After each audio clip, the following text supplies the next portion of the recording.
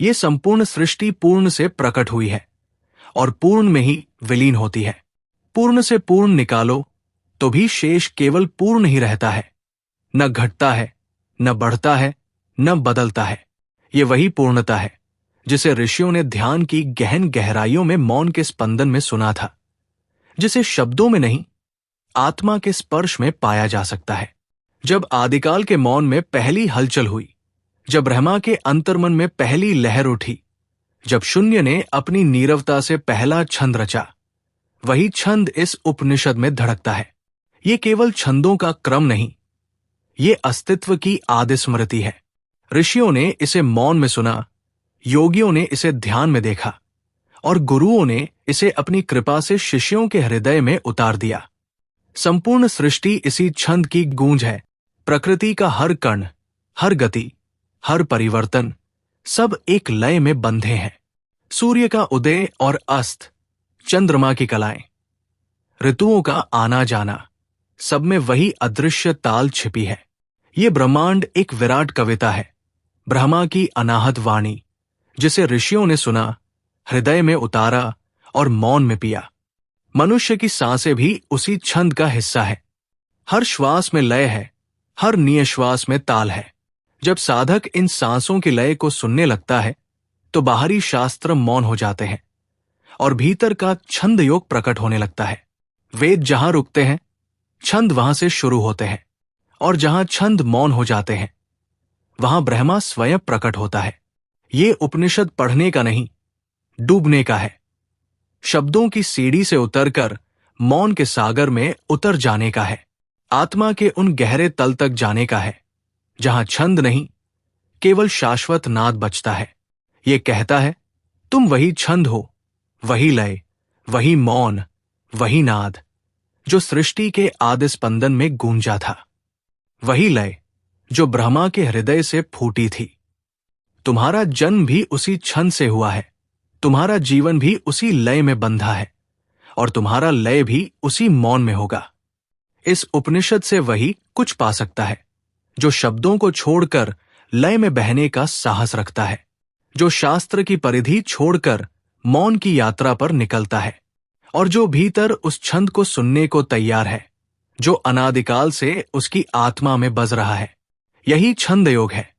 न बाहर का संगीत, न कानों से सुनाई देने वाली ध्वनि, ये भीतर का वो नाद है जो आत्मा के सबसे गहरे तल पर मौन से जन्मा है और मौन में ही विलीन होता है। छंद योग उपनिषद कोई ग्रंथ नहीं है, ये सृष्टि के अनहद नाद का जीवित दस्तावेज है। ये ऋषियों की अमृत वाणी है जो पीढ़ी दर पीढ़ी गुरु से शिष्य तक, मौन से मौन तक प्रवाहित होती आई है। ये पढ़ने के लिए नहीं है, ये जीने के लिए है, अनुभव करने के लिए है। इसकी हर लय में ब्रह्मा का स्पंदन है, इसकी हर पंक्ति में आत्मा का आलोक है। जो इसे भाव से पढ़ेगा वो ब्रह्मा के द्वार पर पहुंचेगा, जो इसे तर्क से पढ़ेगा वो शब्दों में उलझा रह जाएगा, जो इसे श्रद्धा से पढ़ेगा वो स्वयं को पालेगा, और जो इसे समर्पण से पढ़ेगा वो स्वयं ब्रह्मा में विलीन हो जाएगा। वेदों की गहन गूंजों में जिस शाश्वत सत्य का नाद अनादिकाल से स्पंदित हो रहा है, वही सत्य इस उपनिषद के हर छंद में जीवित है। ये केवल शब्दों का संकलन नहीं है, ये उन अनुभवों की अमृत धारा है जिसे ऋषियों ने समाधि के परम शिखर पर अपने अस्तित्व में बहते हुए देखा है। जिस तरह शांत झील में चंद्रमा की छवि केवल तभी स्पष्ट होती है जब जल पूर्णतः स्थिर हो, वैसे ही छंदयोग उपनिषद की महिमा तब प्रकट होती है जब साधक का मन पूर्ण समर्पण और श्रद्धा की गहराइयों में उतर जाता है। ये केवल शास्त्र नहीं, ये आत्मा के आकाश में उड़ने की कला है। ये उपनिषद किसी भाषा में कैद नहीं है, न संस्कृत, न हिंदी, न किसी एक धर्म का, न किसी मत का।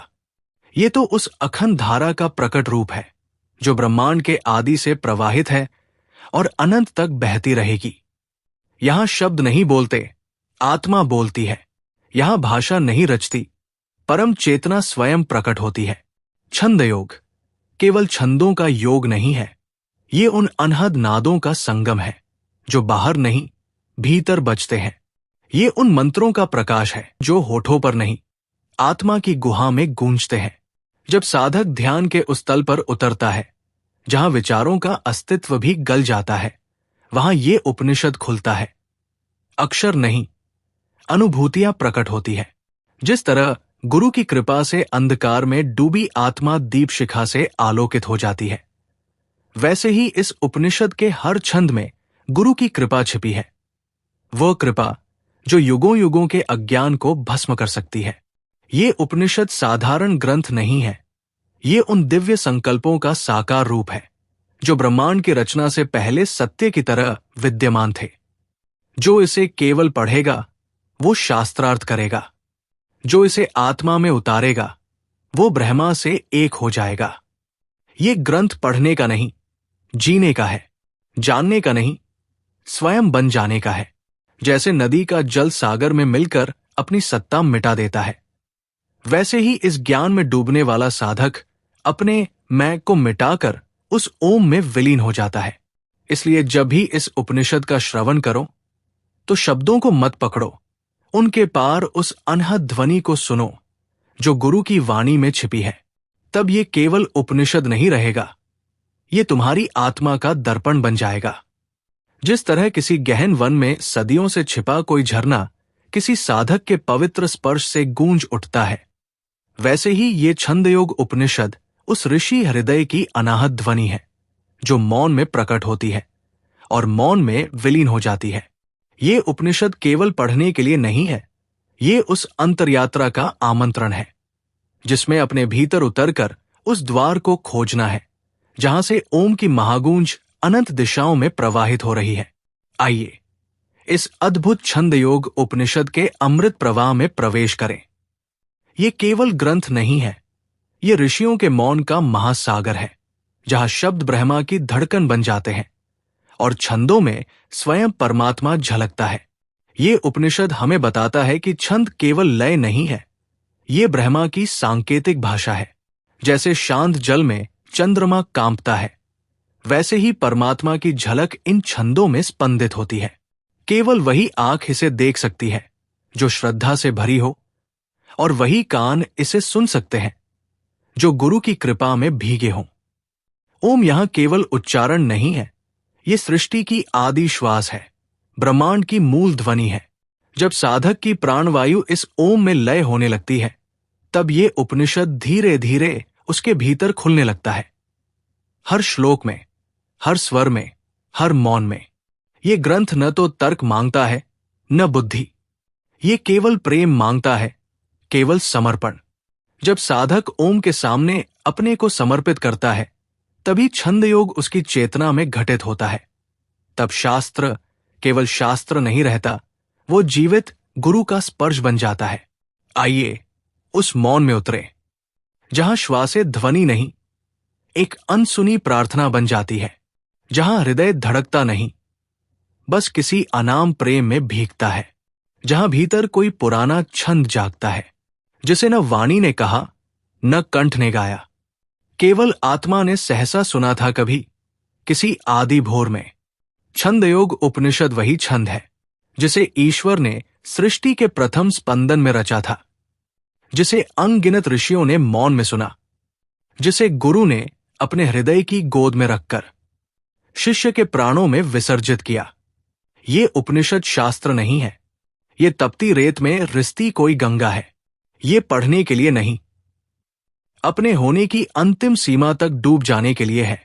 यहां शब्द नहीं सिखाते, यहां मौन पकड़कर तुम्हें उस द्वार तक ले जाता है जहां तुम्हारे भीतर का छिपा हुआ ऋषि तुम्हारी प्रतीक्षा कर रहा है। ये उपनिषद तर्क का द्वार नहीं खोलता, ये प्रेम की चौखट पर सिर झुकाना सिखाता है। ये विचार की धारा नहीं है, ये गुरु की आंखों में ठहरा हुआ करुणा का आकाश है, जिसमें डूबने वाले ही अपने अस्तित्व का सही नाम जान पाते हैं।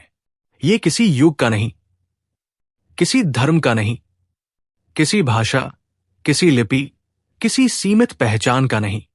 ये तो उसी सनातन ओम का विलंबित आलाप है जो सृष्टि के प्रथम क्षण में भी गूंजा था और अंतिम मौन में भी गूंजता रहेगा।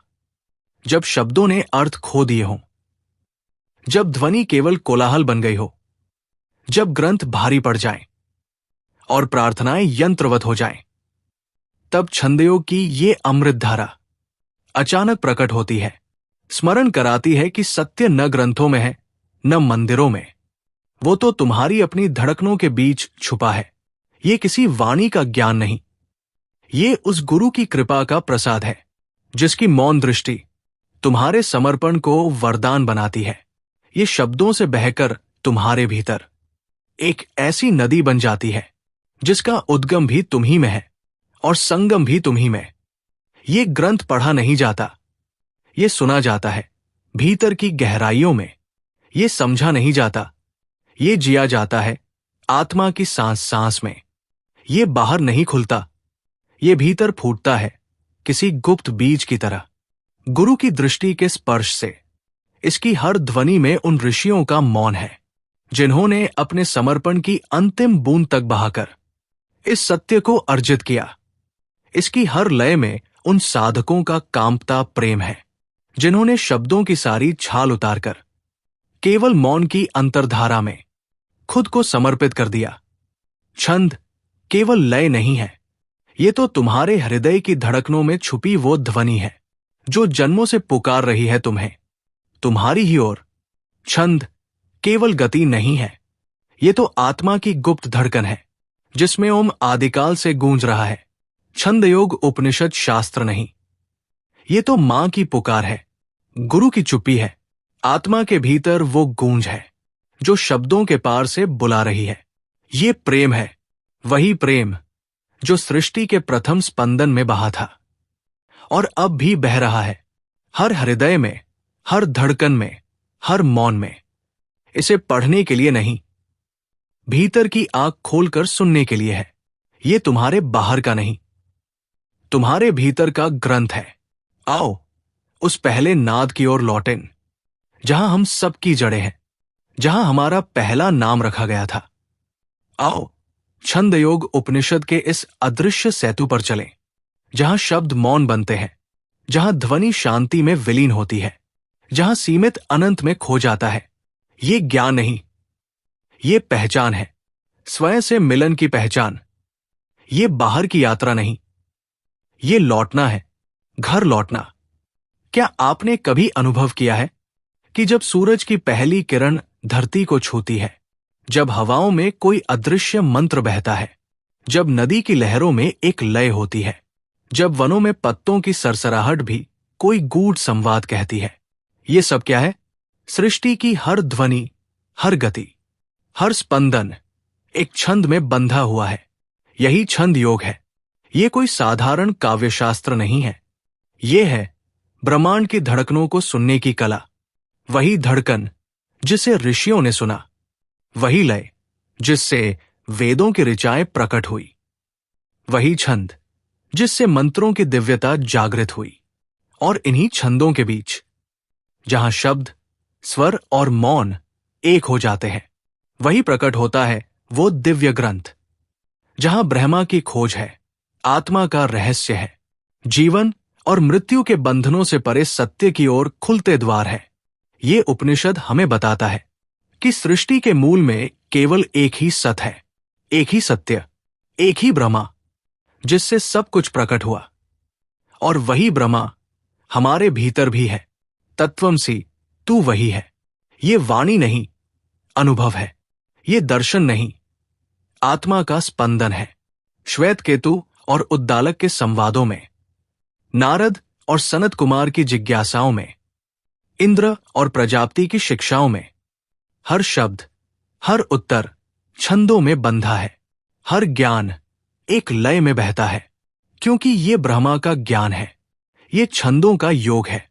ये वो मार्ग है जहां साधक मंत्रों के संगीत में अपने भीतर के अनहद नाद को जागृत करता है, जहां शब्द ब्रह्मा में विलीन हो जाते हैं, जहां आत्मा, सत्य, शिव और सुंदर की गूंज बन जाती है। ये केवल ग्रंथ नहीं है, ये है एक योग, छंद योग, जहां हर स्वर, हर छंद आपको ब्रह्मा के उस मौन तक ले जाता है, जहां सब कुछ शांत है, फिर भी सब कुछ गूंज रहा है। तो आइए इस अद्भुत यात्रा में प्रवेश करें। जहां वेदों की लय, उपनिषदों की गहराई और छंदों की शक्ति मिलकर आपके भीतर का द्वार खोलेंगी, ब्रह्मा की ओर, सत्य की ओर, स्वयं की ओर। छंद योग ब्रह्मा की भाषा में रची वो अनुपम साधना। शब्द ब्रह्मा है, और इस ब्रह्मा का मूल आधार क्या है? वो एक ही ध्वनि है, ओम। ओम केवल एक ध्वनि नहीं, ये ब्रह्मांडीय ऊर्जा का मूल स्रोत है। ये वो प्रथम नाद है जिससे संपूर्ण सृष्टि का प्राकट्य हुआ। जब हम कहते हैं कि ओम प्रश्न और उत्तर दोनों का आधार है, तो इसका अर्थ यही है कि समस्त ज्ञान इसी में समाहित है। विचार कीजिए, जब कोई साधक गूढ़ प्रश्नों से जूझता है, जब वो अस्तित्व का रहस्य समझना चाहता है, तो समाधान भी उसी में छिपा होता है जहां से प्रश्न उत्पन्न हुआ, ओम में। ये केवल ध्वनि नहीं, ये ब्रह्मांड की स्पंदनशील चेतना है। जब कोई साधक इसे सही विधि से उच्चारित करता है, तो ये ध्वनि सजीव हो जाती है। ये कंपन हमारी चेतना को एक नई दिशा में प्रवाहित करता है। यही कारण है कि वेदों ने इसे प्रवर्तक कहा है, जो अज्ञान के अंधकार को मिटाकर ज्ञान के प्रकाश में ले जाता है। अब प्रश्न उठता है, यदि ओम ही सृष्टि का सार है, तो ये जीवन के अन्य तत्वों से कैसे जुड़ा है? वेदों ने इसे स्पष्ट किया है। पृथ्वी, जल, वायु, वेद, ऋचाएं, सामवेद, सबका सार अंततः ओम में समाहित हो जाता है। जैसे जल पृथ्वी का आधार है, वैसे ही जीवन प्राणवायु पर टिका है, और प्राण का अस्तित्व वेदों के मंत्रों में है। वेदों का सार सामवेद है, और सामवेद का सार ओम है। ये क्रम दिखाता है कि सबसे सूक्ष्म, सबसे प्रभावशाली, सबसे दिव्य तत्व केवल ओम ही है। ये संपूर्ण ब्रह्मांड की चेतना का केंद्र है। जब हम इसे सही भावना और उच्चारण से गाते हैं, तो ये हमारे अस्तित्व में प्रवाहित होने लगता है। यही कारण है कि ओम को आत्मबोध और मोक्ष का द्वार कहा गया है। साधक इसे केवल ध्वनि के रूप में न देखे, बल्कि इसे अपने भीतर जागृत करे, क्योंकि जो ओम के तत्व को समझ लेता है, वो ब्रह्मा को जान लेता है, और जो ब्रह्मा को जान लेता है, वो जीवन के परे, मृत्यु के परे, अनंत सत्य की ओर अग्रसर हो जाता है। जीवन एक प्रवाह है जो जन्म से लेकर मृत्यु तक चलता रहता है, परंतु ये प्रवाह यही समाप्त नहीं होता। मनुष्य की इच्छाएं, उसके कर्म, उसकी वासनाएं उसे पुनर्जन्म लेने के लिए बाध्य कर देती है, और यही है पुनर्जन्म का सिद्धांत। हम वही बनते हैं जो हमने अपने कर्मों से गढ़ा होता है। यदि मनुष्य सांसारिक कामनाओं में लिप्त रहता है, यदि उसका मन विषय वासना और भोग में डूबा रहता है, तो वो बार बार जन्म लेता है। उसकी चेतना इस सांसारिक बंधन में बंधी रहती है। लेकिन यदि वो आत्मज्ञान की ओर प्रवृत्त हो जाए, यदि वो ओम के वास्तविक स्वरूप को समझ ले, तो वो इस जन्म मरण के बंधन से मुक्त हो सकता है। ओम केवल एक ध्वनि नहीं है, ये ब्रह्मांडीय चेतना का मूल तत्व है। जो साधक ओम का सच्चा अर्थ समझ लेता है, वो अपने भीतर एक नई शक्ति का अनुभव करता है। वो जान जाता है कि मुक्ति का मार्ग बाह्य कर्म कांडों में नहीं, बल्कि आंतरिक जागरण में है। इसलिए वेदों ने कहा, जो व्यक्ति केवल बाहरी पूजा अर्चना में लगा रहता है, लेकिन अपने भीतर ब्रह्मा को नहीं खोजता, वो अधूरे ज्ञान का अधिकारी होता है। अब प्रश्न उठता है, इस चक्र से मुक्ति कैसे मिले? पहला मार्ग है ज्ञान। केवल बाह्य क्रियाएं करना पर्याप्त नहीं, हमें ज्ञान प्राप्त करना होगा। हमें अपने अस्तित्व के गहरे रहस्यों को समझना होगा। दूसरा मार्ग है ओम का ध्यान। ओम केवल उच्चारण करने के लिए नहीं, इसे आत्मा में अनुभव करना आवश्यक है। जब कोई साधक इस परम ध्वनि को समर्पण भाव से जपता है, तो वो अपनी चेतना को दिव्यता की ओर ले जाता है। तीसरा मार्ग है मनोवृत्तियों पर नियंत्रण। इच्छाओं को नियंत्रित करना, वासनाओं से ऊपर उठना ही आत्मबोध की ओर पहला कदम है। जब कोई व्यक्ति इस स्तर पर पहुंचता है, तभी वो पुनर्जन्म के चक्र से मुक्त होकर ब्रह्मा में विलीन हो सकता है। ओम केवल आत्मज्ञान ही नहीं, ये वेदों का सार भी है। तीनों वेद, ऋग्वेद, यजुर्वेद और सामवेद, इसी ध्वनि पर आधारित है। जब कोई यज्ञ किया जाता है तो उसका आरंभ ओम से ही होता है, क्योंकि ये परम ब्रह्मा की प्रतीक ध्वनि है। वेदों ने कहा है कि ओम की साधना से समस्त ज्ञान का द्वार खुलता है, जिससे आत्मा अपने शुद्धतम स्वरूप को प्राप्त कर सकती है। यज्ञ का वास्तविक अर्थ केवल बाहरी अग्निहोत्र नहीं है। सच्चा यज्ञ आत्मा के भीतर की शुद्धि है। जब कोई व्यक्ति अपने अहंकार, वासनाओं और अज्ञान को आहुति स्वरूप समर्पित करता है, तब वो वास्तविक यज्ञ करता है। यही कारण है कि वेदों में कहा गया, ओम के बिना कोई यज्ञ पूर्ण नहीं होता, क्योंकि ओम स्वयं ब्रह्मांड की मूल ध्वनि है, जो सभी आध्यात्मिक ऊंचाइयों का आधार है। तो क्या हमें केवल वेदों का अध्ययन करना पर्याप्त होगा? नहीं, क्योंकि जो केवल शास्त्रों के शब्दों को पढ़ता है लेकिन उनके सार को अनुभव नहीं करता, वो ज्ञान से वंचित रहता है। देवताओं ने भी इस गूढ़ रहस्य को समझा। जब उन्होंने ब्रह्मा के स्वरूप को जानने की इच्छा की, तो उन्होंने ओम का ध्यान किया और तब उन्हें परम सत्य का साक्षात्कार हुआ। यही संदेश हमें इस उपनिषद में मिलता है। जो व्यक्ति ओम के वास्तविक अर्थ को जान लेता है, वो जन्म और मृत्यु के बंधनों से मुक्त होकर ब्रह्मा में विलीन हो जाता है। इसलिए साधक को केवल कर्मकांड में नहीं उलझना चाहिए, बल्कि उसे ओम की साधना करनी चाहिए, क्योंकि यही वो द्वार है जो उसे मोक्ष की ओर ले जाएगा। मनुष्य के जीवन का अंतिम लक्ष्य क्या है? क्या ये केवल जन्म और मृत्यु के बंधनों में बंधे रहना है, या फिर इस बंधन से मुक्त होकर ब्रह्मा की अनंत चेतना में विलीन हो जाना? उपनिषद कहते हैं, जो व्यक्ति ओम के वास्तविक अर्थ का चिंतन करता है, वो स्वयं ब्रह्मा को जान लेता है, क्योंकि ओम केवल एक ध्वनि नहीं, ये संपूर्ण ब्रह्मांडीय चेतना का प्रतीक है। जब साधक इस परम ध्वनि के रहस्य को समझ लेता है, तब आत्मा की शुद्धि होती है और वो परम सत्य की अनुभूति करता है। परंतु ये मार्ग इतना सरल नहीं है। मनुष्य के कर्म और वाणी उसके जीवन को गढ़ते हैं। यदि उसके कर्म पुण्यप्रद है, उसकी वाणी सत्य और मधुर है, तो वो उन्नति की ओर बढ़ता है। परंतु यदि वो पाप कर्म में लिप्त रहता है, झूठ और कटु वचनों का प्रयोग करता है, तो वो अधोगति को प्राप्त करता है। यही कारण है कि वेदों ने कहा है, सत्यम वद धर्मचर, सत्य बोलो और धर्म का पालन करो। वाणी मात्र शब्दों का संकलन नहीं, ये व्यक्ति की चेतना का दर्पण है। जब वाणी पवित्र होती है, तो वो आत्मा को भी पवित्र करती है। जब वाणी अशुद्ध होती है, तो ये स्वयं के साथ दूसरों को भी पतन की ओर ले जाती है। सत्य वचन और शुद्ध विचार ही व्यक्ति को उन्नति की ओर ले जाते हैं। इसलिए जो व्यक्ति अपने शब्दों और कर्मों पर संयम रखता है, वो जीवन में उच्च स्थिति प्राप्त करता है। देवताओं ने भी वाणी की शक्ति को पहचाना। जब कोई श्रद्धा और भक्ति से सत्य वाणी का उच्चारण करता है, तो वो आत्मिक उन्नति को प्राप्त करता है।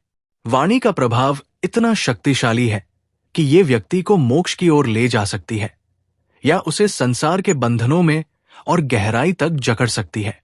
जो व्यक्ति अपनी वाणी और कर्मों को शुद्ध रखता है, वो सम्मान और आत्मिक शांति को प्राप्त करता है। लेकिन केवल वाणी ही नहीं, दृष्टि और श्रवण भी आत्मिक यात्रा में महत्वपूर्ण भूमिका निभाते हैं। जो व्यक्ति सत्य और पुण्य कर्मों की उपासना करता है, वो दिव्य दृष्टि प्राप्त करता है। लेकिन जो पाप कर्म में लिप्त रहता है, उसकी दृष्टि मलिन हो जाती है और वो सत्य को देखने में असमर्थ हो जाता है। ये केवल बाहरी दृष्टि की बात नहीं, ये आंतरिक विवेक, आंतरिक ज्ञान की बात है। यदि व्यक्ति के मन में कलुषता है, तो वो सत्य को देख नहीं सकता। यदि उसका चित्त विक्षिप्त है, तो उसकी सुनने की क्षमता भी प्रभावित होती है। यही कारण है कि वेदों ने कहा, जो व्यक्ति शुद्ध मन, शुद्ध दृष्टि और शुद्ध श्रवण के साथ वेदों का अध्ययन करता है, वही ब्रह्मा को जान सकता है। मनुष्य का मन उसके विचारों और कर्मों का प्रतिबिंब है। जब मन शुद्ध और संयमित होता है, तो वो सत्य और धर्म की ओर अग्रसर होता है। परंतु जब मन अस्थायी इच्छाओं में फंस जाता है, तो वो पतन की ओर बढ़ता है। इच्छाएं जब असीमित हो जाती है, तो वे मन को अशांत बना देती है। यदि मन को इच्छाओं के नियंत्रण में छोड़ दिया जाए, तो वो अंधकार में चला जाता है। लेकिन यदि मन को साधना और ध्यान द्वारा संयमित किया जाए तो वो सत्य और आत्मबोध की ओर ले जाता है। मन का संबंध सीधे प्राण और आत्मा से होता है। यदि मन पवित्र है तो प्राण भी शुद्ध रहते हैं और आत्मा को शांति प्राप्त होती है। यही आत्म कल्याण का मार्ग है। मन को वश में रखना, वाणी को शुद्ध करना, दृष्टि को निर्मल करना और ओम के दिव्य ज्ञान का चिंतन करना। जो इस पथ पर चलता है वो सच्चे आनंद को प्राप्त करता है। लेकिन जो अपने मन को अस्थायी इच्छाओं के वश में छोड़ देता है वह दुख, भ्रम और मोह में फंस जाता है और सत्य से दूर हो जाता है। मनुष्य का संपूर्ण जीवन उसकी प्रवृत्तियों द्वारा संचालित होता है। जो मन सत्य, श्रद्धा और धर्म की ओर झुका हुआ है वही उसे उन्नति की ओर ले जाता है। लेकिन जो मन वासनाओं, मोह और सांसारिक लालसाओं में डूब जाता है वही पतन का कारण बनता है। यही कारण है कि उपनिषद हमें सिखाते हैं, मन ही बंधन का कारण है और मन ही मोक्ष का द्वार। यदि मन संयमित है तो विचार और कर्म भी शुद्ध होंगे। लेकिन यदि मन विकृत है तो ये व्यक्ति को अधर्म और अज्ञान की गहराइयों में धकेल देता है। जब साधक मन को सत्य और ब्रह्मा की ओर मोड़ता है, जब वह इसे ध्यान और आत्मबोध के मार्ग पर लगाता है, तब वो ज्ञान के उच्चतम शिखर पर पहुंच सकता है। परंतु यदि मन विषयवासना और इंद्रियों के अधीन हो जाता है तो वो व्यक्ति को जन्म मरण के चक्र में डाल देता है। यही कारण है कि योग और साधना में मन को नियंत्रित करने का इतना अधिक महत्व बताया गया है। सत्संग, ध्यान और आत्मशुद्धि यही मन को नियंत्रित करने के सर्वोत्तम साधन है। जब व्यक्ति इनका अभ्यास करता है तब उसकी चेतना स्थिर होती है और वो परम शांति का अनुभव करता है। परंतु जो व्यक्ति अपने मन को अस्थायी इच्छाओं के अधीन कर देता है वो सत्य से विमुख हो जाता है और निरंतर दुख में रहता है। श्रद्धा, सत्य और तप, इन तीनों गुणों द्वारा मन को शुद्ध किया जा सकता है। जब व्यक्ति अपने विचारों को सुदृढ़ करता है, जब वह अपनी चेतना को आत्मज्ञान की ओर केंद्रित करता है, तब वो परम शांति को प्राप्त करता है। परंतु जो अपने मन को सांसारिक भोगों और क्षणिक इच्छाओं में उलझा देता है वो न तो सत्य को जान पाता है और न ही ब्रह्मा को। इसलिए मन की स्थिरता ही मोक्ष की कुंजी है। उपनिषदों में कहा गया है कि ज्ञान केवल शास्त्रों के अध्ययन से नहीं प्राप्त होता, बल्कि उसे आत्मसात करना होता है। जो व्यक्ति किसी सिद्धांत का केवल बाह्य अध्ययन करता है वो उसकी गहराई तक नहीं पहुंच सकता। लेकिन जो उसे ध्यान, चिंतन और उपासना के माध्यम से आत्मसात करता है वही उसे अनुभव कर सकता है। ये बिल्कुल वैसा ही है जैसे पिता और पुत्र में कोई भेद नहीं होता। उसी प्रकार ज्ञान और उसकी उपासना में कोई भेद नहीं है। जो व्यक्ति ज्ञान की सच्ची उपासना करता है वो स्वयं ज्ञान स्वरूप हो जाता है। यही सिद्धांत ओम के संबंध में भी लागू होता है। जो व्यक्ति ओम की उपासना करता है वो स्वयं ब्रह्म स्वरूप हो जाता है। ओम केवल एक ध्वनि नहीं, ये संपूर्ण ब्रह्मांड की चेतना का प्रतीक है।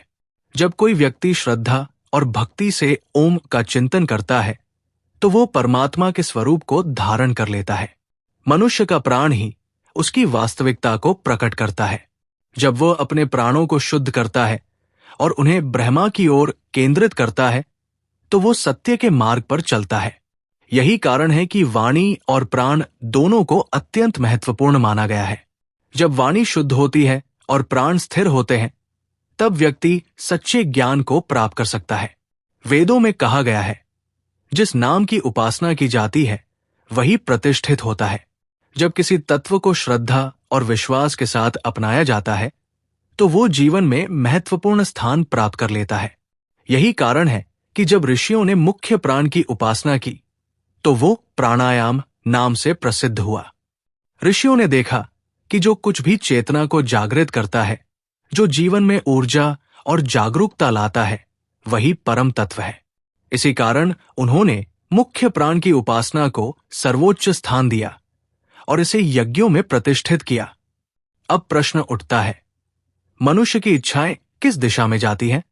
क्योंकि इच्छाएं ही बंधन और मुक्ति दोनों का कारण होती है।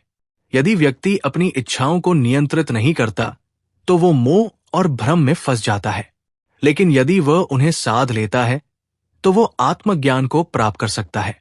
भय और अज्ञान ही मनुष्य को असत्य की ओर ले जाते हैं। जब व्यक्ति अंधकार में होता है तो उसे चारों ओर भय ही भय दिखाई देता है, लेकिन जब वो ज्ञान के प्रकाश में आता है तो उसका भय समाप्त हो जाता है। इसीलिए वेदों में कहा गया, जो व्यक्ति सत्य, श्रद्धा और आत्मबोध के मार्ग पर चलता है वही भय से मुक्त हो सकता है। मोह, अज्ञान और असत्य का नाश तभी संभव है जब व्यक्ति आत्मबोध को प्राप्त करता है। जब तक मनुष्य को अपने वास्तविक स्वरूप का ज्ञान नहीं होता, तब तक वो सांसारिक सुखों और दुखों के जाल में उलझा रहता है। लेकिन जब वो आत्मज्ञान प्राप्त कर लेता है, तब उसे संसार में किसी भी वस्तु का भय नहीं रहता। यही कारण है कि उपनिषदों में सत्य और आत्मज्ञान को सर्वोच्च बताया गया है। प्राण, ये केवल सांस नहीं, ये केवल जीवन शक्ति नहीं, ये स्वयं ब्रह्मांडीय चेतना का स्रोत है। जब तक प्राण शरीर में प्रवाहित है, तब तक ये शरीर क्रियाशील है, लेकिन जैसे ही प्राण इसे त्याग देता है, ये केवल एक निर्जीव मिट्टी का पिंड बन जाता है। यही कारण है कि प्राण को ही आत्मा की गतिशील शक्ति कहा गया है। वेदों में कहा गया है, प्राण ही जीवन है, प्राण ही चेतना है और प्राण ही मोक्ष का द्वार है। जो व्यक्ति प्राण की उपासना करता है वो केवल शारीरिक स्वास्थ्य ही नहीं बल्कि आत्मिक उन्नति भी प्राप्त करता है। परंतु क्या प्राण केवल एक सांस है? नहीं, ये केवल वायु नहीं, ये हमारे विचारों, हमारे कर्मों, हमारी संपूर्ण ऊर्जा का स्रोत है। यदि प्राण संतुलित है तो मन भी शांत रहेगा। यदि प्राण अशांत है तो व्यक्ति भी बेचैन और अस्थायी हो जाएगा। यही कारण है कि ऋषियों ने कहा, जो अपने प्राणों को साध लेता है वो अपने मन को भी नियंत्रित कर लेता है, और जो मन को नियंत्रित कर लेता है वो स्वयं ब्रह्मा को प्राप्त कर सकता है। श्वास और प्राण का सीधा संबंध आत्मा से होता है। जब व्यक्ति गहरी और नियंत्रित श्वास लेता है तो उसकी चेतना भी स्थिर और निर्मल होती है। परंतु जब श्वास अस्थायी हो जाती है तो मन भी विचलित हो जाता है। यही कारण है कि ध्यान और योग में श्वास नियंत्रण को सर्वोपरि माना गया है। वेदों में कहा गया है, जो व्यक्ति अपने प्राणों की उपासना करता है और उन्हें ब्रह्मा से जोड़ता है वो वास्तविक आनंद और मोक्ष को प्राप्त करता है, क्योंकि प्राण ही वो माध्यम है जिसके द्वारा आत्मा इस संसार के पार जा सकती है और अपने वास्तविक स्वरूप को पहचान सकती है। इसीलिए जीवन में स्थिरता, संतुलन और आध्यात्मिक उन्नति के लिए प्राणायाम, ध्यान और प्राणों की शुद्धि अनिवार्य मानी गई है। मनुष्य का जीवन उसके विचारों और कर्मों से बनता है। जो व्यक्ति सत्य, श्रद्धा और संयम के मार्ग पर चलता है वही आत्मबोध प्राप्त करता है, लेकिन जो मोह, अज्ञान और असत्य के मार्ग पर बढ़ता है वो केवल दुख और भ्रम का भागी बनता है। इसीलिए ऋषियों ने कहा, श्वास पर नियंत्रण रखो, क्योंकि ये तुम्हारे जीवन और चेतना का द्वार है। जब व्यक्ति अपनी श्वास को नियंत्रित करता है तब वो अपने मन और विचारों पर भी नियंत्रण पा लेता है, और जब मन नियंत्रित होता है तभी आत्मज्ञान का प्रकाश भीतर प्रस्फुटित होता है। यही कारण है कि योग और ध्यान में प्राण का विशेष महत्व बताया गया है। जो अपने प्राणों को साध लेता है वो ब्रह्मांडीय ऊर्जा के साथ एक हो जाता है, लेकिन जो इन्हें केवल सांसारिक विषयों में ही उलझा देता है वो अज्ञान और मोह में फंस जाता है। वाणी भी प्राण से संचालित होती है। जब वाणी सत्य, मधुर और संयमित होती है तो वो प्राणों को शक्ति प्रदान करती है, लेकिन जब वाणी कठोर, असत्य और कटु होती है तो ये न केवल दूसरों को पीड़ा पहुंचाती है बल्कि स्वयं के प्राणों को भी दुर्बल कर देती है। इसलिए वेदों में कहा गया, वाणी, प्राण और आत्मज्ञान ये तीनों परस्पर जुड़े हुए हैं। जो व्यक्ति अपने प्राणों की शुद्धि करता है, अपनी वाणी को संयमित रखता है और आत्मज्ञान के मार्ग पर चलता है, वही इस जीवन के परम सत्य को प्राप्त करता है। साधक को यह समझना होगा कि उपासना केवल बाहरी अनुष्ठान नहीं बल्कि आंतरिक साधना है। जब व्यक्ति अपने विचारों को शुद्ध करता है जब वो अपने मन को नियंत्रित करता है और अपनी चेतना को उच्चतर शक्तियों के प्रति समर्पित करता है, तभी वो वास्तविक ज्ञान को प्राप्त कर सकता है। ऋषियों ने देखा कि जो तत्व जीवन को जागरूकता, शक्ति और उन्नति प्रदान करता है, वही पूजनीय होता है। इसीलिए प्राण, यज्ञ और उपासना को जीवन का अभिन्न अंग माना गया है। और अंततः यही सार है। प्राण ही जीवन है, प्राण ही साधना है और प्राण ही ब्रह्मा की अनुभूति का माध्यम है। जो प्राण को जान लेता है, वो अपने भीतर ब्रह्मा को जान लेता है, और जो ब्रह्मा को जान लेता है, वो जन्म और मृत्यु के बंधन से मुक्त हो जाता है। मनुष्य की बुद्धि वही देखती है जहां उसकी चेतना केंद्रित होती है। यदि बुद्धि सांसारिक इच्छाओं और मोह के भ्रम में उलझी रहे, तो जीवन भटकाव में बीतता है। लेकिन जो व्यक्ति ध्यान और संयम के मार्ग पर चलता है, उसकी दृष्टि धीरे धीरे आत्मज्ञान की ओर खुलती है। वेदों में कहा गया है, स्वयं देवताओं ने भी ध्यान और उपासना द्वारा ब्रह्मा को प्राप्त किया। उन्होंने ये सिद्ध किया कि बिना साधना के कोई भी उच्च स्थिति प्राप्त नहीं कर सकता। यदि देवताओं ने भी इस मार्ग को अपनाया, तो साधारण मनुष्य के लिए अन्य कोई विकल्प शेष नहीं रह जाता। अतः जो भी आत्मबोध और मोक्ष की प्राप्ति चाहता है, उसे बाहरी आडंबरों से नहीं, बल्कि आंतरिक साधना और सतत अभ्यास से सत्य की खोज करनी होगी। केवल अनुष्ठान करने से ब्रह्म ज्ञान संभव नहीं, जब तक कि मन और प्राण साधना के मार्ग पर स्थिर न हो जाए। मनुष्य के जीवन में ध्यान और उपासना का महत्वपूर्ण स्थान है। ध्यान केवल बैठकर आंखें मूंदने की क्रिया नहीं, ये आत्मा की गहराइयों में उतरने की यात्रा है।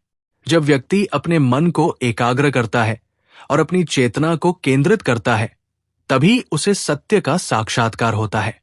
लेकिन इस यात्रा में सबसे बड़ी बाधा क्या है? इंद्रियों का अस्थायी। यदि व्यक्ति अपनी इंद्रियों को नियंत्रित नहीं करता, तो वो विषयवासना और सांसारिक इच्छाओं के बंधनों में फंस जाता है। यही कारण है कि वेदों में बार बार कहा गया है, जो अपनी इंद्रियों को साध सकता है, वही सच्ची शांति और मोक्ष को प्राप्त कर सकता है। बाहरी क्रियाएं तब तक फलदायी नहीं होती, जब तक मन शुद्ध और एकाग्र न हो। ध्यान और आत्मचिंतन के बिना बाहरी अनुष्ठानों का कोई अर्थ नहीं है। यही कारण है कि वेदों ने ध्यान और संयम को सर्वोपरि बताया है। ज्ञान केवल सुनने या पढ़ने की वस्तु नहीं है। यदि ज्ञान को जीवन में धारण न किया जाए, तो वो व्यर्थ हो जाता है। वास्तविक ज्ञान वह है जो व्यक्ति को आत्मबोध की ओर ले जाए और उसे उसके वास्तविक स्वरूप से परिचित कराए। ओम केवल एक शब्द या ध्वनि नहीं, ये ब्रह्मा का प्रतीक है। इसके सही उच्चारण और ध्यान द्वारा व्यक्ति संपूर्ण ब्रह्मांडीय चेतना से जुड़ सकता है। यही कारण है कि ऋषियों और मुनियों ने ओम को सृष्टि का मूल स्रोत और मोक्ष का द्वार बताया। अतः जो व्यक्ति ध्यान, संयम और आत्मज्ञान के मार्ग पर चलता है, वही सांसारिक बंधनों से मुक्त होकर परम आनंद को प्राप्त करता है। सत्य ही वास्तविक ज्ञान है। ये केवल शब्दों में नहीं, ये आचरण में होना चाहिए। देवताओं ने भी सत्य की खोज की और इसे सर्वोच्च तत्व के रूप में स्वीकार किया। मनुष्य के जीवन में मृत्यु एक अटल सत्य है, लेकिन जो व्यक्ति परम सत्य को जान लेता है, वो मृत्यु के भय से मुक्त हो जाता है। शरीर नश्वर है, परंतु आत्मा अमर और अविनाशी है। जो इस अमरता को समझ लेता है, वो मोह और भय से परे हो जाता है। जो व्यक्ति सांसारिक बंधनों से ऊपर उठकर सत्य को जानने का प्रयास करता है, वही जीवन के वास्तविक उद्देश्य को समझ सकता है। जब कोई अपने अहंकार, वासनाओं और अज्ञान को त्याग कर आत्मा के शुद्ध स्वरूप में स्थित हो जाता है, तभी वो वास्तविक मुक्ति को प्राप्त करता है। स्वयं देवताओं ने भी सत्य के अनुसरण द्वारा अपने स्वरूप को उच्चतम स्तर तक पहुंचाया। वेदों में बताया गया है, जो सत्य का पालन करता है, जो अपनी इंद्रियों को संयमित करता है और जो ध्यान में स्थित रहता है, वही परमात्मा के सान्निध्य को प्राप्त कर सकता है। अतः जो व्यक्ति सत्य, श्रद्धा और आत्मज्ञान के मार्ग पर चलता है, वही जीवन और मृत्यु के पार जाकर ब्रह्मा को प्राप्त करता है। जब व्यक्ति सत्य, ध्यान और ज्ञान के मार्ग पर चलता है, तो उसे आत्मबोध प्राप्त होता है। ये बौद्धिक जानकारी मात्र नहीं, बल्कि अनुभूति का विषय है। जब मनुष्य अपने भीतर स्थित ब्रह्मा को पहचान लेता है, तब वो सभी बंधनों से मुक्त हो जाता है।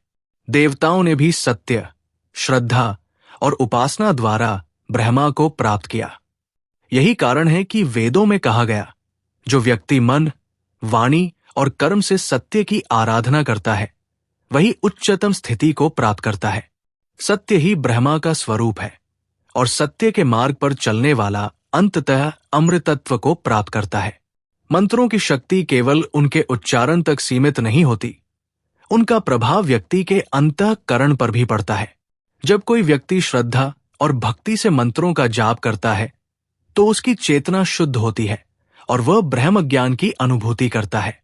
अहंकार, वासनाएं और अज्ञान, ये तीनों आत्मा पर पड़ी वे धूल है, जो उसके प्रकाश को ढक देती है। जो व्यक्ति इनसे मुक्त होकर ब्रह्मा की उपासना करता है, वही वास्तविक मोक्ष को प्राप्त करता है। जब व्यक्ति आत्मा के शुद्ध स्वरूप में स्थित हो जाता है, तब वो जन्म और मृत्यु के बंधनों से मुक्त हो जाता है और ब्रह्मा के साथ एक हो जाता है। मनुष्य के जीवन की यात्रा केवल जन्म और मृत्यु के बीच का एक संयोग नहीं है, ये आत्मबोध की खोज है, सत्य के साक्षात्कार की यात्रा है। और इस यात्रा में सबसे महत्वपूर्ण है प्राण। प्राण मात्र श्वास नहीं, ये स्वयं चेतना का आधार है। जब तक प्राण शरीर में रहता है, तब तक ये संसार में सक्रिय रहता है, लेकिन जैसे ही ये निकल जाता है, शरीर केवल एक निर्जीव वस्तु बन जाता है। इसी कारण वेदों ने कहा, प्राण ही जीवन का मूल तत्व है, प्राण ही ब्रह्मा का द्वार है।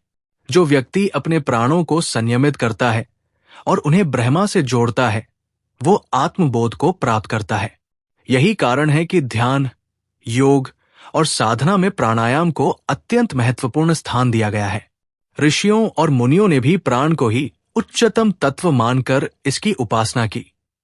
वे जानते थे कि प्राण की साधना करने वाला व्यक्ति केवल सांसारिक इच्छाओं से मुक्त ही नहीं होता, बल्कि वो स्वयं ब्रह्मांडीय ऊर्जा से भी जुड़ जाता है। देवताओं ने भी अपनी शक्ति को जागृत करने के लिए प्राण की उपासना की थी।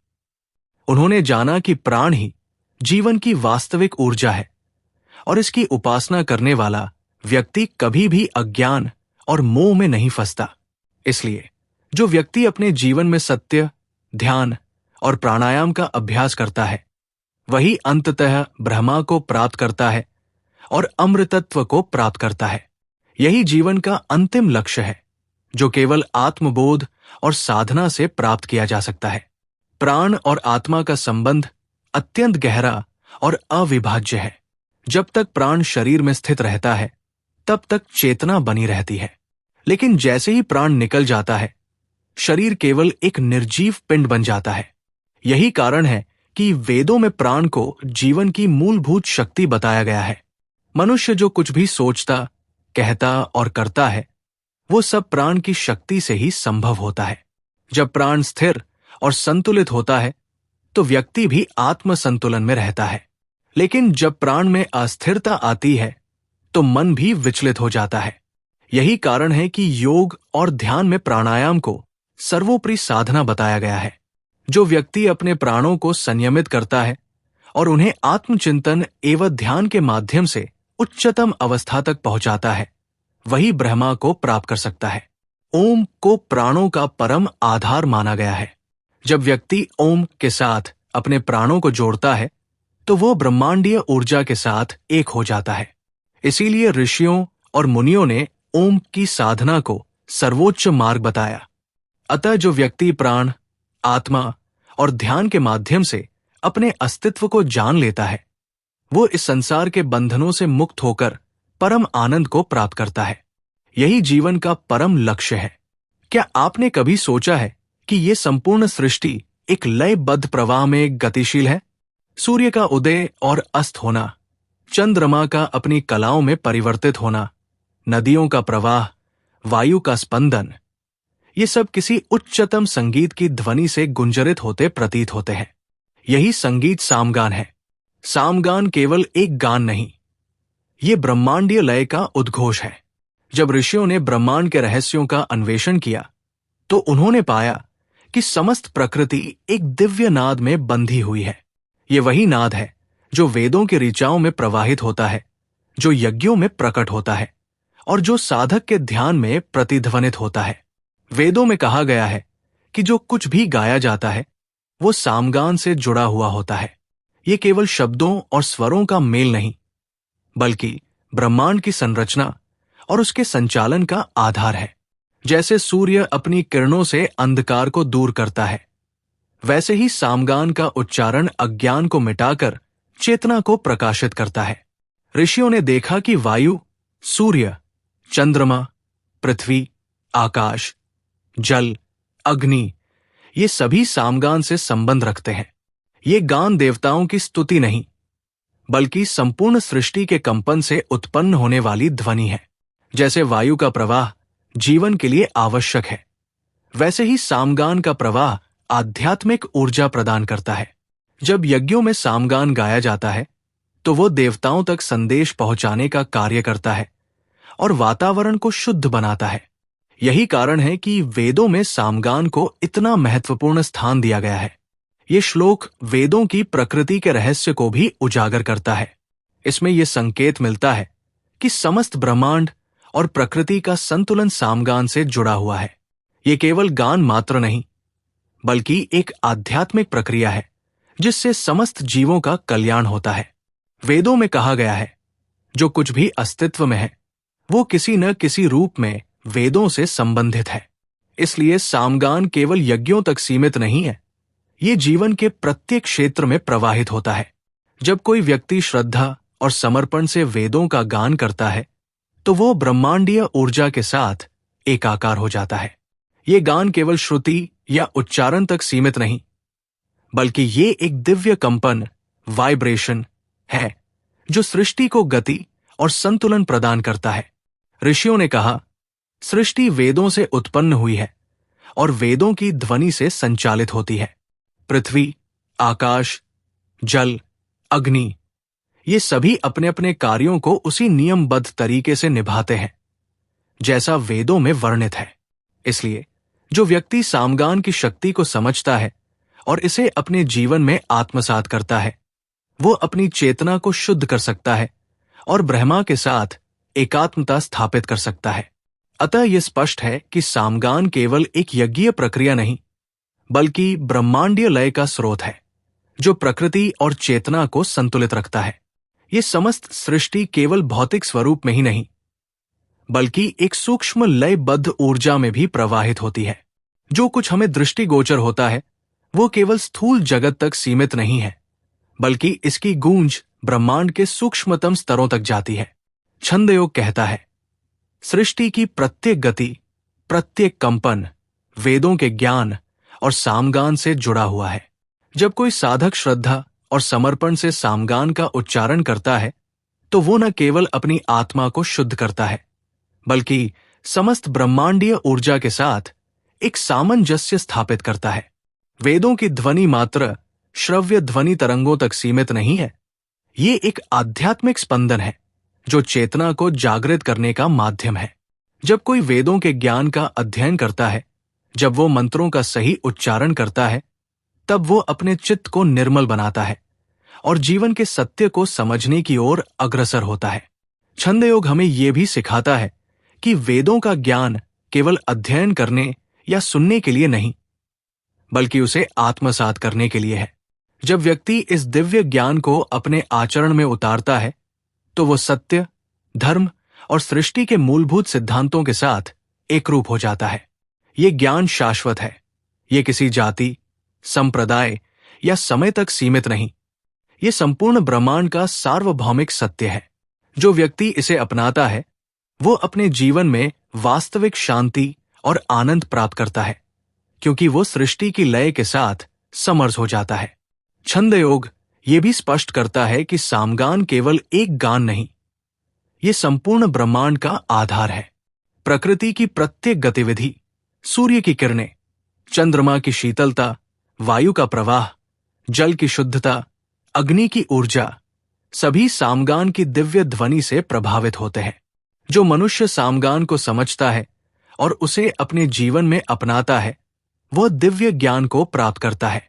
उसके विचार शुद्ध होते हैं और वह सत्य के मार्ग पर अग्रसर होता है। लेकिन जो इस ब्रह्मांडीय लय को नहीं पहचानता, वो अज्ञानता के अंधकार में भटकता रहता है।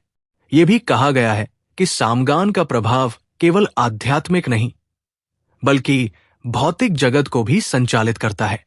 जब सामगान का उच्चारण यज्ञों में किया जाता है, तो ये न केवल देवताओं तक संदेश पहुंचाता है, बल्कि वातावरण को शुद्ध करता है, प्रकृति को संतुलित करता है और मानव चेतना को ऊर्जावान बनाता है। छंद योग ये भी बताता है कि सामगान का सार वेदों की गूढ़तम व्याख्या में समाहित है।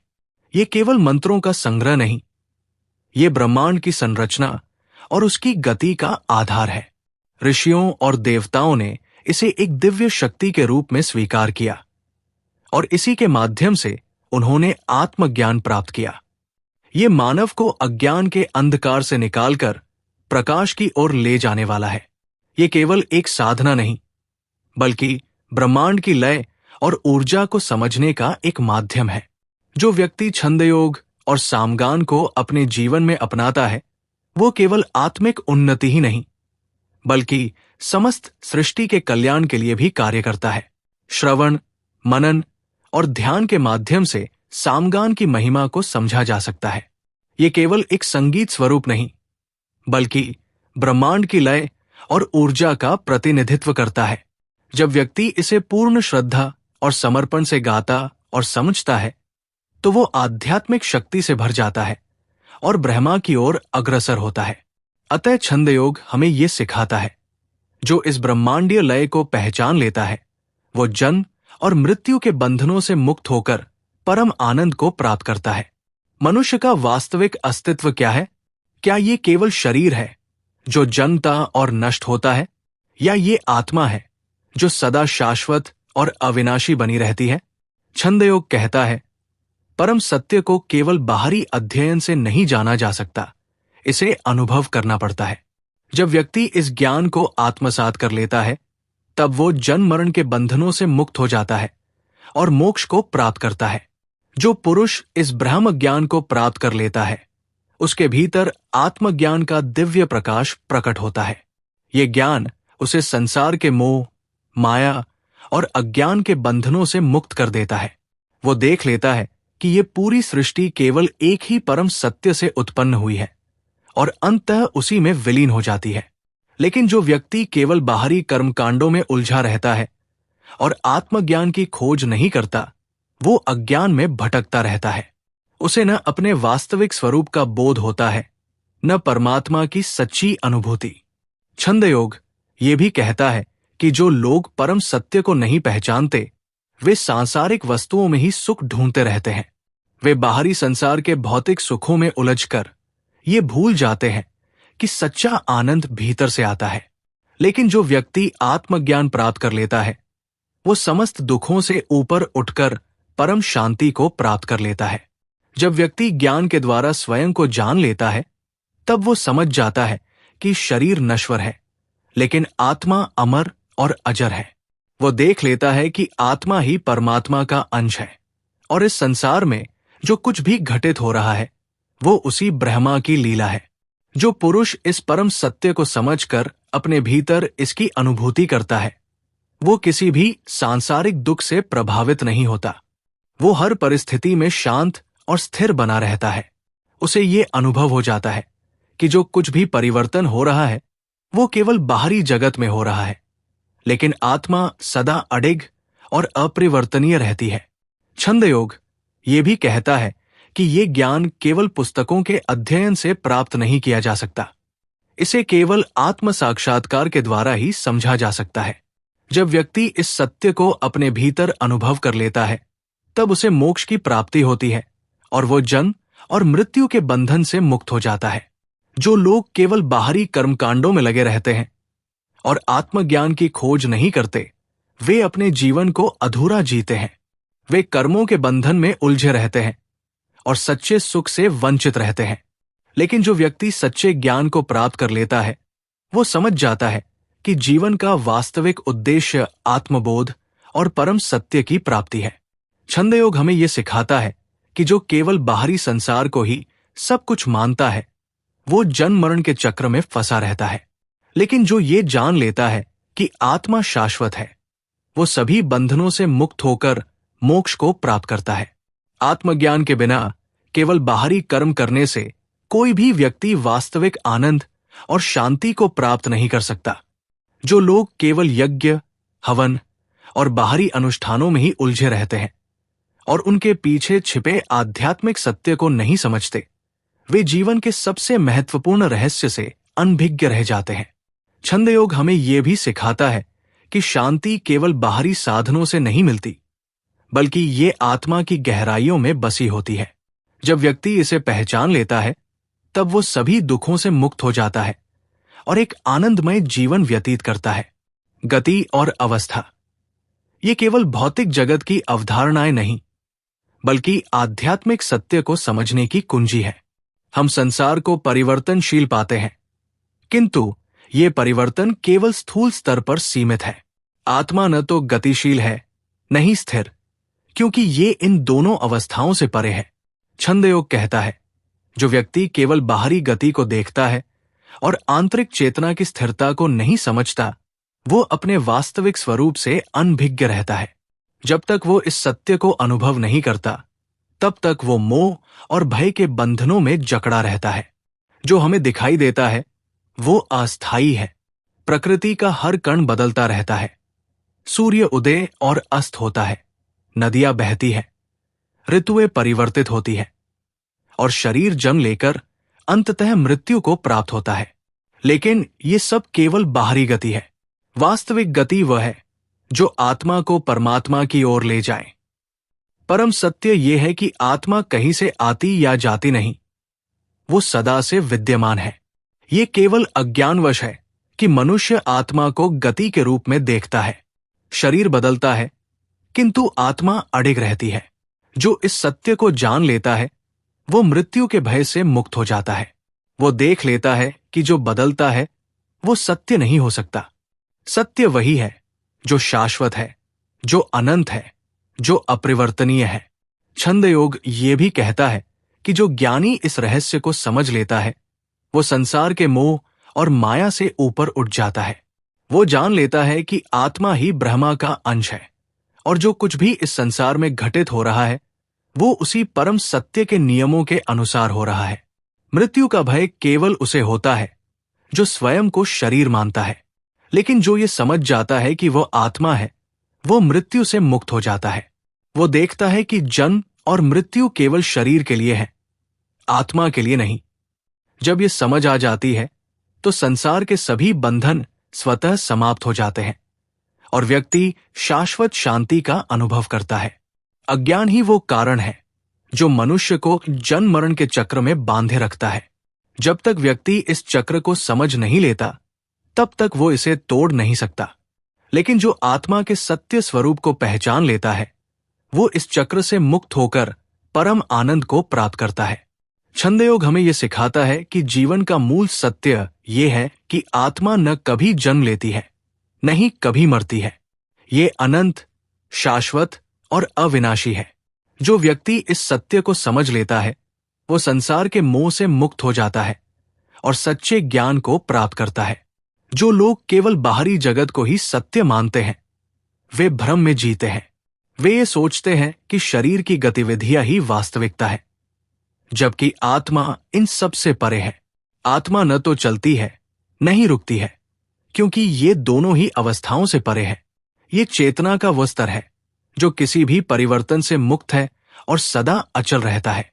छंदयोग हमें यह भी सिखाता है कि जो केवल बाहरी संसार को ही सब कुछ मानता है, वो जन्म मरण के चक्र में फंसा रहता है। लेकिन जो ये जान लेता है कि आत्मा शाश्वत है, वो सभी बंधनों से मुक्त होकर मोक्ष को प्राप्त करता है। ज्ञान ही मुक्ति का द्वार है। अज्ञानता ही वो कारण है जो मनुष्य को जन्म मरण के चक्र में बांधे रखती है। लेकिन जब व्यक्ति ज्ञान प्राप्त कर लेता है और आत्मा के सत्य स्वरूप को पहचान लेता है, तो वो इस चक्र से मुक्त होकर परम आनंद को प्राप्त करता है। छंदयोग हमें यह सिखाता है कि जीवन और मृत्यु केवल भ्रम है। जो इस सत्य को पहचान लेता है वो आत्मा के अचल स्वरूप में स्थित होकर ब्रह्मा के साथ एकत्व स्थापित करता है। ये संसार परिवर्तनशील है, यहां कुछ भी स्थायी नहीं है। जन्म होता है, मृत्यु होती है, निर्माण होता है, विनाश होता है, किंतु क्या यही अंतिम सत्य है? छंदयोग कहता है परिवर्तन केवल भौतिक जगत की सच्चाई है, आत्मा इससे परे है। जो व्यक्ति केवल बाहरी जगत को ही सत्य मानता है वो अज्ञानता में जीता है और जन्म मरण के चक्र में फंसा रहता है। लेकिन जो आत्मा के स्वरूप को समझ लेता है वो इस बंधन से मुक्त होकर सच्चे ज्ञान को प्राप्त करता है। जो इस सत्य को जान लेता है वो जीवन के उतार चढ़ाव में संभाव बनाए रखता है। सुख दुख, हानि लाभ, जन्म मृत्यु, ये सब केवल शरीर तक सीमित है। आत्मा इन सब से परे है। जो इस सत्य को जान लेता है वो किसी भी मोह या भय में नहीं फंसता। छंदयोग हमें यह भी सिखाता है कि अज्ञानता ही जन्म मरण के बंधन का कारण है। जो लोग स्वयं को शरीर मानते हैं और इस नश्वर संसार में स्थायित्व की खोज करते हैं वे इस सच्चाई को भूल जाते हैं कि केवल आत्मा ही शाश्वत है। जो व्यक्ति इस सत्य को जान लेता है वो मोहमाया से मुक्त हो जाता है और सच्चे आनंद को प्राप्त करता है। जो व्यक्ति केवल बाहरी भौतिक जगत को ही सब कुछ मानता है वो भ्रम में रहता है। उसके जीवन में दुख और अशांति बनी रहती है। लेकिन जो ज्ञान के माध्यम से आत्मा के स्वरूप को समझ लेता है वो संसार के बंधनों से मुक्त होकर परम शांति को प्राप्त करता है।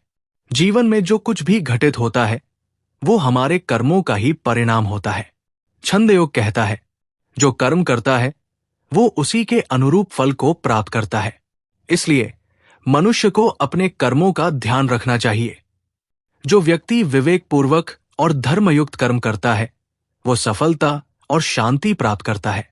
लेकिन जो बिना सोच विचार के कर्म करता है वो दुख और कष्ट को प्राप्त करता है। जो व्यक्ति अपने जीवन में अनुशासन और संयम को अपनाता है वो आत्मज्ञान की उच्च अवस्था को प्राप्त करता है। शरीर नाशवान है किंतु आत्मा अजर अमर है। इसलिए बुद्धिमान व्यक्ति शरीर को नहीं बल्कि आत्मा के कल्याण को प्राथमिकता देता है। छंदयोग हमें यह सिखाता है कि सच्चा ज्ञान वही है जो व्यक्ति को मोहमाया और अज्ञानता से मुक्त करता है। जो व्यक्ति संसार के सत्य को जान लेता है वो किसी भी प्रकार के भय और मोह से मुक्त हो जाता है। उसे ये ज्ञान हो जाता है कि ये संसार नश्वर है और आत्मा अमर है। इसलिए वो किसी भी प्रकार के भौतिक सुख दुख में उलझता नहीं बल्कि अपने कर्तव्यों का पालन करता हुआ जीवन व्यतीत करता है। जो व्यक्ति अपने स्वार्थ और अहंकार को त्याग कर निःस्वार्थ भाव से कर्म करता है वही सच्ची उन्नति प्राप्त करता है। उसे न तो किसी चीज के नष्ट होने का भय रहता है और न ही किसी चीज को पाने का लोभ। यही सच्चे ज्ञान की पहचान है और यही मोक्ष का मार्ग है। छंदयोग हमें यह भी सिखाता है कि इच्छाओं और आसक्तियों से घिरा हुआ व्यक्ति कभी भी शांति प्राप्त नहीं कर सकता। जब तक व्यक्ति भौतिक वस्तुओं में सुख की खोज करता रहेगा तब तक वो संतोष और आनंद से दूर रहेगा। सच्चा सुख आत्मज्ञान और आत्म संयम में निहित है। जो व्यक्ति अपने जीवन में सत्य, धर्म और निःस्वार्थता को अपनाता है वही वास्तविक उन्नति प्राप्त करता है। वो किसी भी परिस्थिति में अपने धैर्य और संयम को नहीं खोता और सदैव कर्तव्यनिष्ठ बना रहता है। यही आत्मबोध का मार्ग है, यही मोक्ष का द्वार है। मनुष्य का भाग्य कोई बाहरी शक्ति निर्धारित नहीं करती, उसके अपने कर्म ही उसके भविष्य का निर्माण करते हैं। छंदयोग कहता है जो जैसा कर्म करता है उसे वैसा ही फल प्राप्त होता है। यदि कोई व्यक्ति शुभ कर्म करता है तो उसे उत्तम फल की प्राप्ति होती है और यदि वो बुरे कर्म करता है तो उसे कष्ट सहना पड़ता है। ये नियम केवल मनुष्यों तक सीमित नहीं, देवता भी कर्म के नियम से बंधे हुए हैं। इसलिए जो व्यक्ति अपने कर्तव्यों को बिना किसी स्वार्थ के निभाता है, जो निष्कपट और सत्यनिष्ठ रहता है, वही अंततः आत्मिक शांति प्राप्त करता है। छंदयोग हमें यह भी सिखाता है कि भय और संशय मनुष्य के सबसे बड़े शत्रु हैं।